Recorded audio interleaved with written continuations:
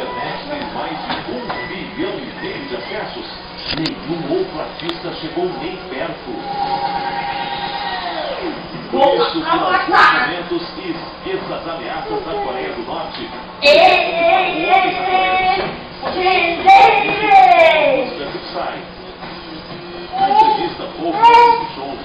Aí não cabe você, Eduarda. É uma tragédia.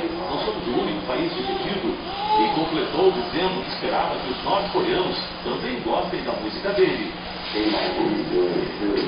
Esse estádio foi construído para a abertura. Não mexe na banana, não mexe.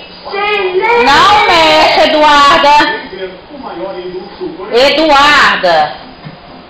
A nova música. Não pode mexer, ó. O vídeo seria visto em primeira mão no estádio. E não são somente os fãs coreanos que estão aqui. Olha aqui, ó. Diz a mexicana.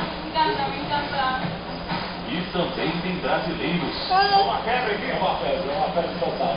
Então a gente já está ficando aqui agora, correndo, soltando o tempo para poder entrar, pegar o lugar bom lá atrás.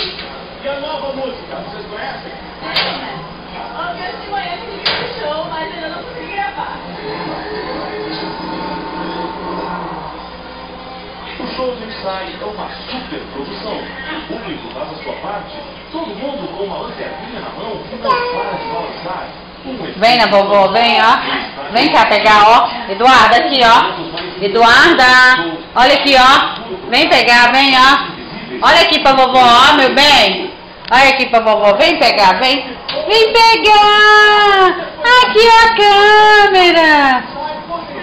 Não sobe não, tá bom? Ô, menininha. Oh, meu Deus do céu. Ó, não sobe não, pelo amor de Deus. Olha, você tá sendo filmado, ó. Ó, tá vendo, ó? Ó, viu? Tanto que é feio.